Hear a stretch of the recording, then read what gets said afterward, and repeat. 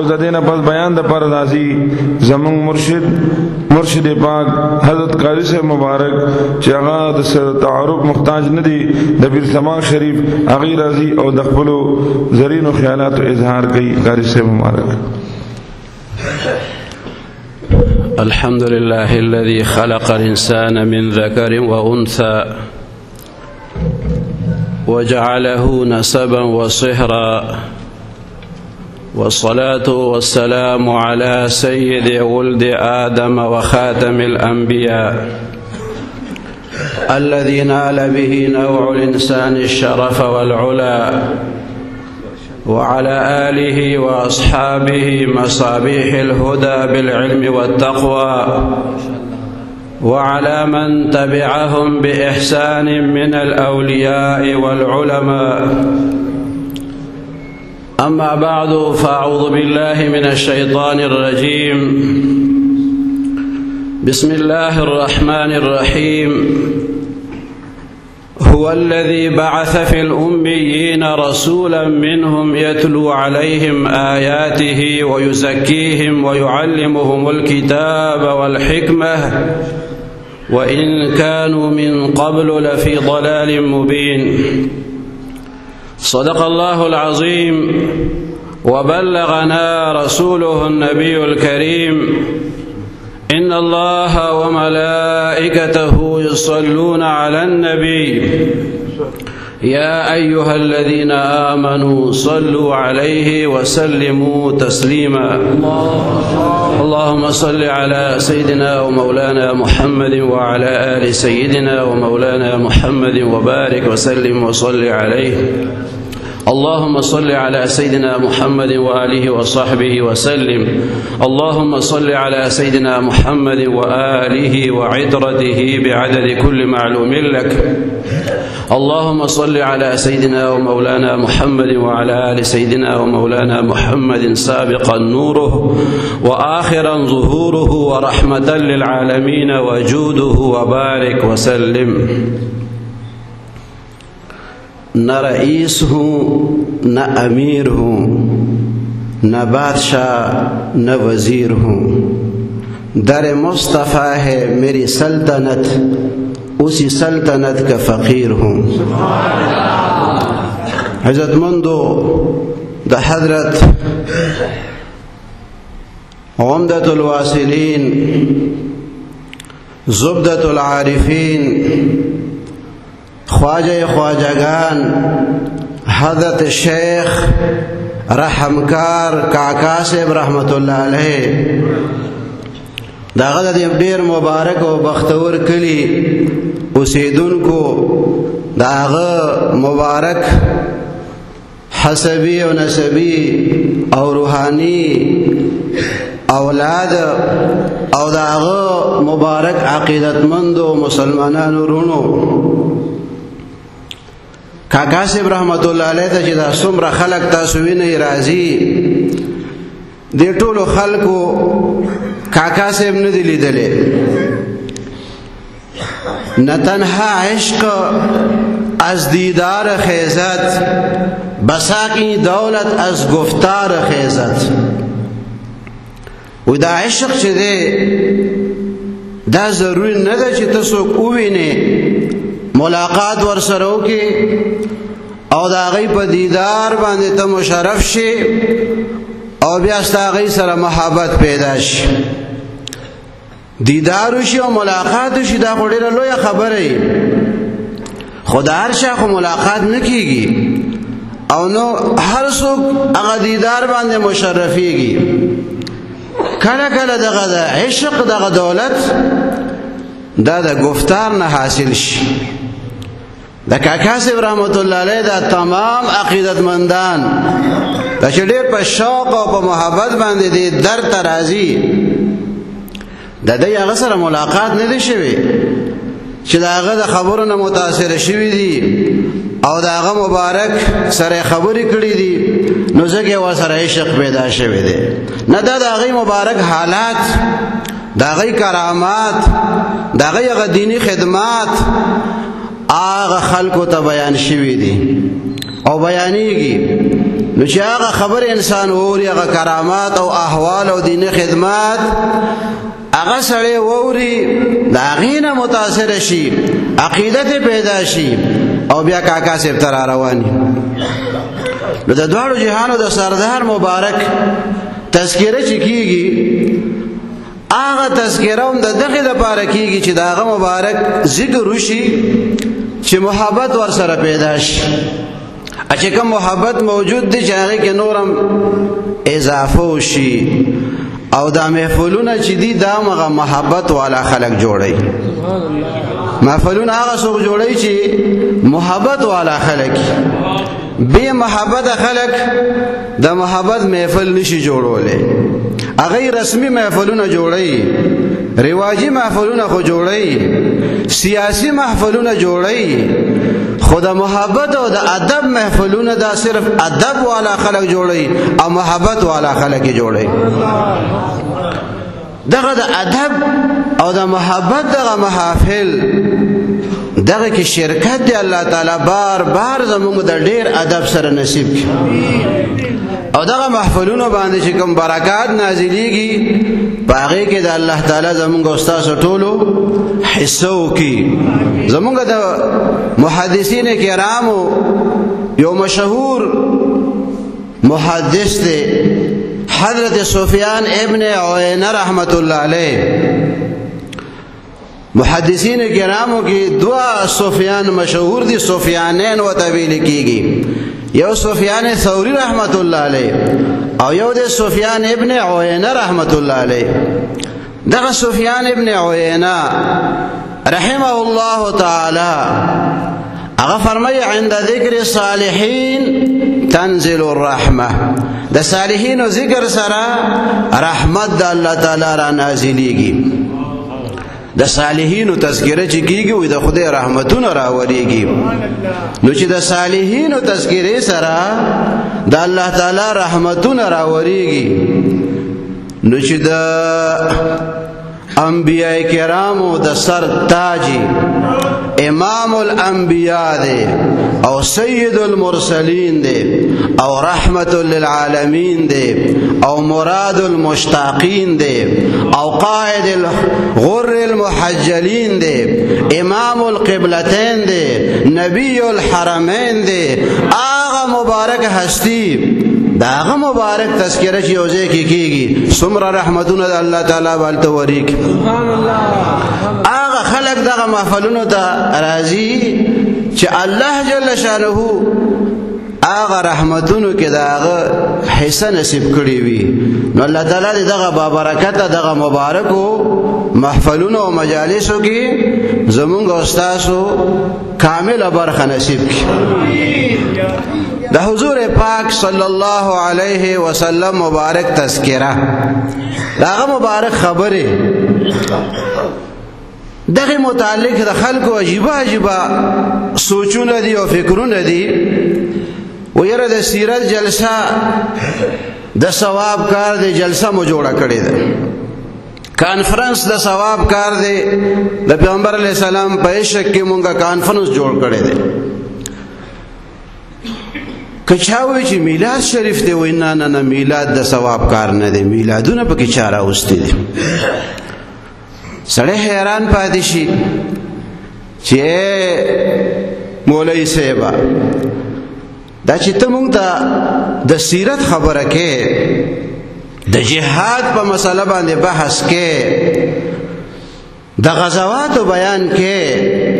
د معجزاتو بیانم کې، د وحی بیانم کې، د حدیث تذکرہ کې، د صحابه او احوال ذکر کې، د اهل بیت او کمالات ذکر کې، دا ټول د ثواب کارونه دي. په دې کې زمونږ هیڅ اختلاف تاسو نشته دی. خدا تاسو کو چې د حضور پاک صلی الله علیه وسلم مبارک ولادت مخکې شوی دی او کدا نور کارونه مخکې شوی دی. ولادت مخکې شوی دی او میلاد معنی دا ولادت. میلاد وی پیدایش تا، نو چې د میلاد معنی دا پیدایش، نو چې پیدایش د پیغمبر علیه السلام ته د منځ نه وباسي او دنیا ته داغه مبارک تشریف راوړل داغه ذکر ته بدعت وې او هغه ته د ګناه کار وې او هغه ناروا وګڼي نو دا نور تاریخ به بیا ته کم ځای نه ثابت دی د دواړو جهانو د سردار مبارک د اعلان نبوت نه مخکې چې کومه زمانه ده ډیرو خلکو کتابونو کې دا لیکلي وي هغې سره زمونږ کار نشته دی اخو چې کله پیغمبر اعلان کړی دی او خلکو ته یې کلمه وایي مسلمانان شي توحید رسالت آخرت بیان کو آغا حالات او واقعات زمونږ د پاره رهبر او راهنما دي ته مخکې ژوند سره زمونږ سره تعلق دی چې تاسو وایي د حلیمې ابې په زمانه کې داسې وشو هلته کې داسې رڼاګانې وې داسې خوشبویانې وې پیغمبر علیه السلام چې دنیا ته تشریف راوړو داسې جنډې لګېدلې وې وایي هغه خبرو سره زمونږ څه کار دی مونږ خو سیرت خپلو او سیرت چې دی نو هغه خپلول پکار دی د میلاد تذکرې سره او د اعلان نبوت نه مخکې حالاتو سره هغې سره وایي زمونږ څه کار دی دا خبره به تاسو هم اورېدلې وي او دا قسمه خبرې کېږي زه ستاسو په خدمت کې دومره عرض کوم چې کله د دواړو جهانو سردار مبارک اول د خلکو ته توحید بیانولو رسالت وته بیانولو آخرت وته بیانولو دا هغې نه مخکې اولنی اعلان چې پیغمبر علیه السلام مبارک خلکو ته کړی چې خلکو زه تاسو ته وایم چې دشمن دی د غر شانه په تاسو باندې راتلونکی دی تاسو به زما په خبره باندې یقین وکړئ هغه ټول خلک چې راجمع دي هغه ورته وایي جربناک مرارا فما وجدناک الا صادقا وامینا مونږ خو په تا باندې ډېرې تجربې کړې دي تا په مونږ ډېر وخت تېر کړی دی ته مونږ نه موندلې مګر صادق او امین ته خو رښتونی او امانتدارې نو ستا باره کې مونږ څنګه دا تصور کولی شو چې هغه خبره به د حقیقت نه خلاف دا دی اقرار وکړو چې ته صادق او ته امین نو حضور نبی کریم صلی الله علیه وسلم مبارک آغا خلقو ته فرمایلی دی چې فقد لبثت فیکم عمرا من قبله افلا تعقلون اے خلقو ما تاسو فقد لبثت فیکم عمرا یقینا ما پتاسو کې د خپل عمر یو ډیره لویه برخه تیره کړې ده ډیر عمر مې درکې تیر کړی دی تاسو د عقل نه کار نه اخلئ چې اعلان نبوت کوي نو دغه وخت کې ورته بله معجزه نه ښکاره کوي حالانکه انبیاء کرامو ته معجزې الله ورکړي پیغمبر علیه السلام ته ټولې معجزې ورکړي او داسې معجزې هم ورکړي چې هغه بل چاته یې ورکړي هم نه دي او په دغه موقع باندې سره ډېره غټه معجزه چې د عام خلکو دا خیالي چې ښکاره شوې وې هغه یې نه ده ښکاره کړې په دغه موقع هغه اولنۍ موقع چې وه په هغې کې پیغمبر علیه السلام مبارک هغه خپل د 40 کالو هغه ژوند خلکو ته په دلیل کې پیش کړی دی نو مسلمانه ته څنګه وی چې زمونږ هغه 40 کالو سره کار نشته دی د هغه مبارک پیدایش هغې سره ته کار نه لرې د هغه دنیا ته راتګ او د هغې هغه ارحاسات هغه کمالات او د هغې مبارک هغه وړوکوالی هغه چې د منځ نه وباسې نو دا ته څنګه سیرت خپلولو والی دا سیرت رالو د کوم ځای نه نو میلاد چې دی دا مخکې دی او نور ټولې موضوعګانې چې دی هغه بیا وروستو دي ولادت مخکې دی میلاد شریف حضرت عباس ابن عبدالمطلب سے رضی اللہ تعالی عنہ صحابی مبارک دے حضرت اوس حریم ابن اوس رضی اللہ عنہ اغوی کننا عند النبی صلی اللہ علیہ وسلم منگا دا پیغمبر علیہ السلام مبارک سرو فقال ابن عباس وی ابن عباس اوی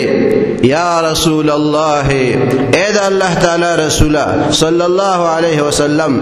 انی اريد ان امدحک زغوالم چزستا مدح ویما زغوالم چزستا ناتخوانی وکم ستا نعت ویم، ستا مدح وکم او ستا شان بیان کم. نو حضور پاک صلی اللہ علیہ وسلم مبارک و تفرمی ہاتے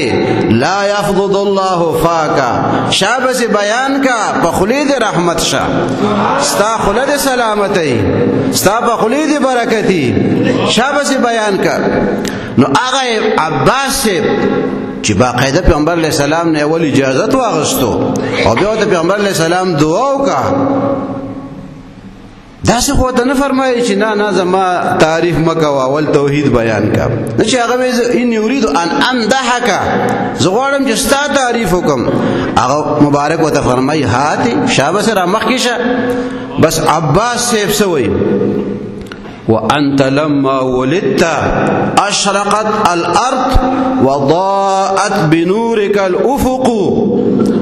وګدا قصیده ویل ده لوی نعت جوړ کړی دی. تاسو دی الفاظ ته خیال وکړئ. وأنت لما ولدت، او اے حبیب صلی الله علیه وسلم کله چې ستا میلاد شریف وشو، کله چې ته پیدا شوې، کله چې ستا ولادت وشو. ولدت سمعنا د تاسو به عربي خو لږه لږه ویلي، ولده یلیدو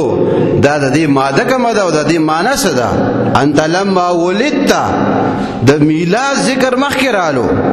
کله چې ته پیدا شوې. انت لما ولدت اشرقت الارض، دا ټول ځمکه اوپړه کېده، ستا پیدایش سره ځمکه اوپړه کېده.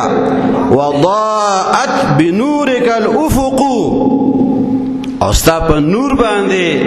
د اسمان ټول کنارې روښانه شوې. ځمکه مو پړه کېده او اسمان مو پړه کېدو او هر طرف ته رڼاګانې شوې. دا رڼاګانې د څه وې؟ وضاءت بنورک الافق،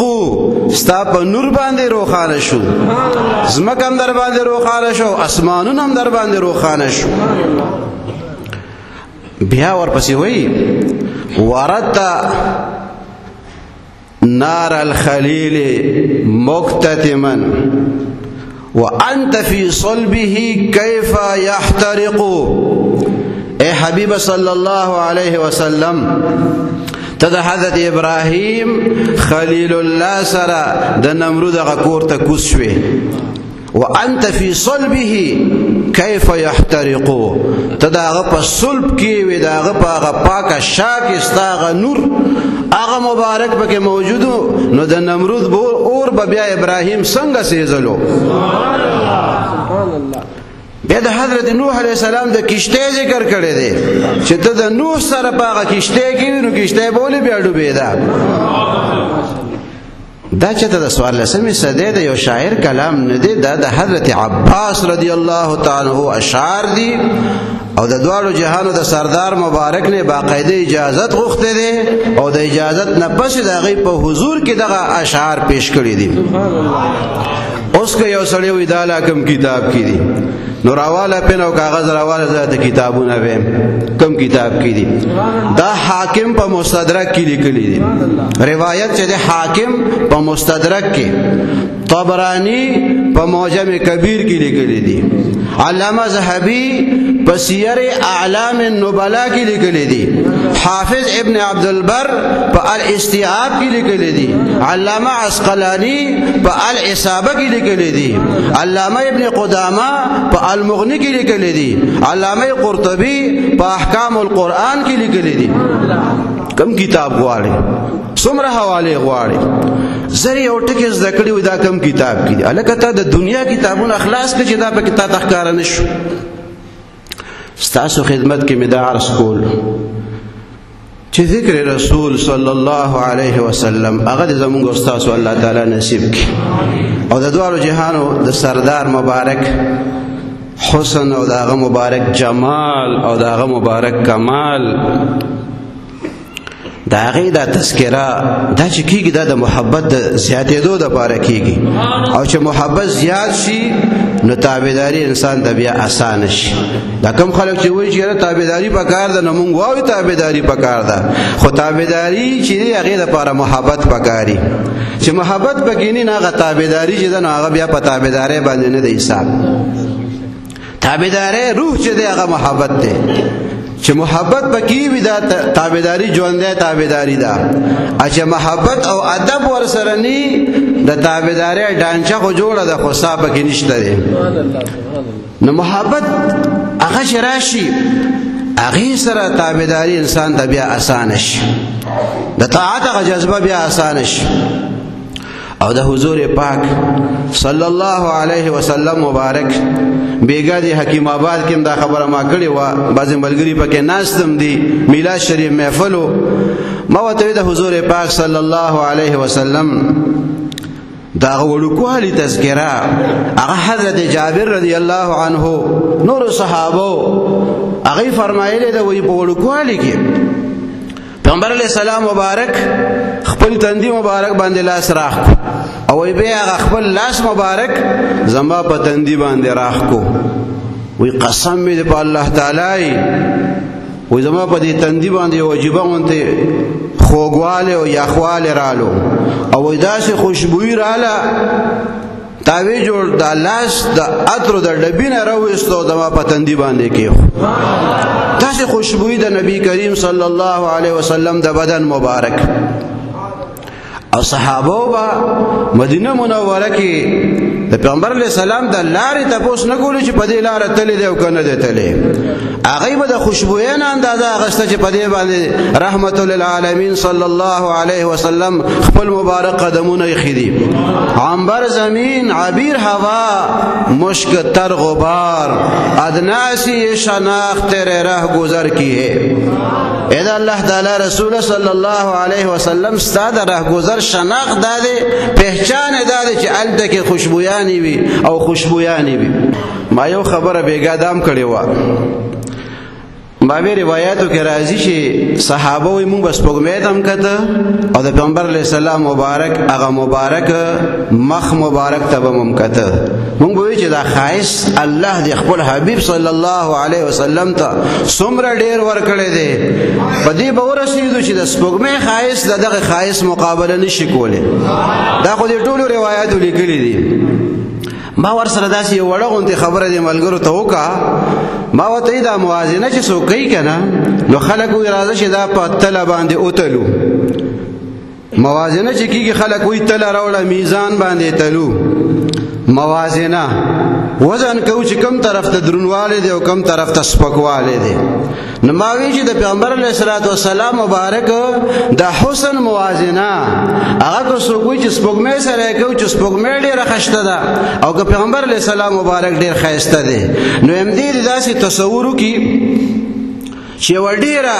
بے مثاله تله ده الله تعالی پیدا کړې ده. فرض کدا چې یو تله ده،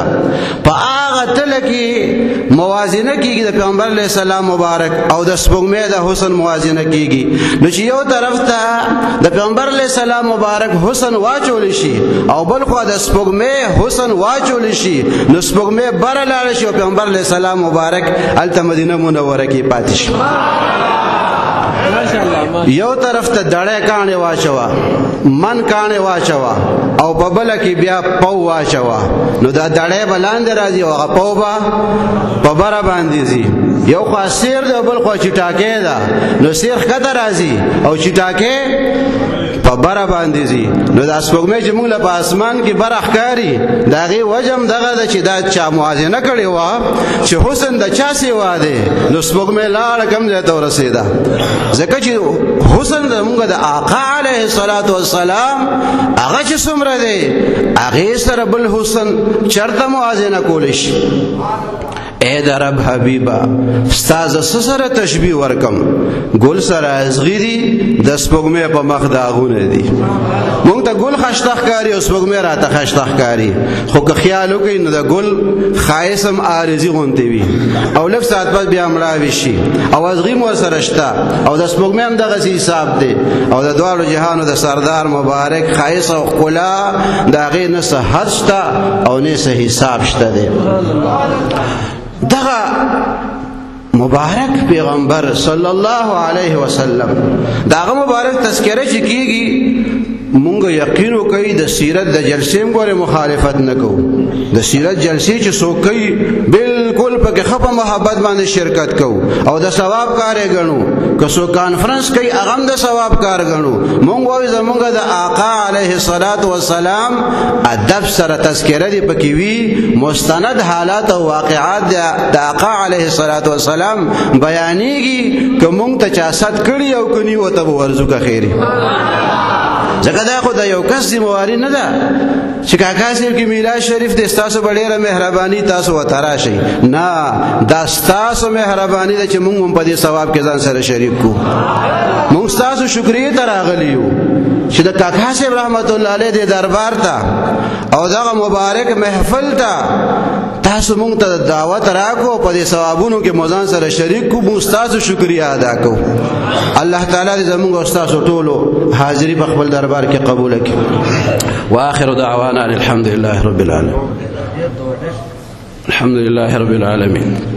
الصلاة والسلام على أشرف الأنبياء والمرسلين وعلى آله وأصحابه أجمعين درود الشريف تولواي اللهم صل على سيدنا ومولانا محمد وعلى آل سيدنا ومولانا محمد وبارك وسلم وصل عليه اللهم صل على سيدنا ومولانا محمد صلاة تنجينا بها من جميع الأهوال والآفات وتقضي لنا بها جميع الحاجات وتطهرنا بها من جميع السيئات وترفعنا بها عندك أعلى الدرجات وتبلغنا بها أقصى الغايات من جميع الخيرات في الحياة وبعد الممات إنك على كل شيء قدير ټول ملګری اخلاص سره دعا وکړئ چې الله تعالی زموږ او ستاسو خپل رضا نصیب کړي د خپل حبیب صلی الله علیه وسلم محبت او اتباع الله تعالی نصیب کړي یا الله صحیح اعمال او صحیح عقاید زموږ نصیب کړي د بدو اعمال او د بدو عقیدونو خدای موږ وساتي یا الله دې خپل دوستانو سره محبت زموږ نصیب کړي یا الله ستا دوستان دي زموږ ور سره دوستی نصیب کړي یا الله ستا دوستان دي زموږ ور سره دوستی نصیب کړي یا الله دې اولیاء سره زموږ محبت نصیب کړي یا الله دې سره عقیدت زموږ نصیب کړي یا الله د خپل دوستانو په نقش قدم باندې تک زموږ نصیب کړي یا الله د حضور پاک صلی الله علیه وسلم مبارک دغه مبارک جنډې لواء الحمد لاندې موږ ټول د خپل مشایخ او اساتذه او مشران او کشرانو دوستانو سره راجمع کړي یا الله د خپل مبارک پیغمبر صلی الله علیه وسلم په مبارک لاسو او بد حوض کوثر زمونږ نصیب کړي یا الله د حضور نبی کریم صلی الله علیه وسلم د حق دین خدمت زمونږ نصیب کړي یا الله د دین د خادمانو خدمت زمونږ نصیب کړي یا الله زمونږ د ټولو حاضر خپل دربار کې قبول کړي زمونږ د کم ملګری راغلي دي د حضرت عاشق رسول حاجی محمد امین رحمت الله تعالی علیه داغه یو شعرم بیګا ما په میلاد شریف کې ویلو چې حاجی صاحب رحمت الله علیه فرمایي بے د اجازت استا کسپو کې د حساب کا مزان نو سمره بخراب کا مزان ستا دربار کې خوخ کله پدا سے ازادي یما زو محمدی یم والله زو محمدی یم بیگا میلاد شریف کې ملګرو تماوي چې د دربار رسالت طرف ته نسبت ډیره لویه خبره ده وای به د اجازت استا کسبو کې د حساب کا مزان نو سمره به خراب کا مزان ستا دربار کې خوخ کله پدا سي ازادي یما زه محمدی یم والله زه محمدی یم الله دې د دغه مشرانو قبرونو باندې انوارات او برکات نازل کړي دا صحیح عقیده او د عشق تعلیم مونږ ترا کړی دی الله دې هغه ته جزای خیر ورکی او الله دې درجات نورم بلند کی او دا غیغه پیغام هغه محبت او ادب هغه دې الله تعالی زموږ نصیب وصلی الله تعالی علی خیر خلقه سيدنا ونبينا وشفيعنا محمد وعلى آله وأصحابه أجمعين برحمتك يا أرحم الراحمين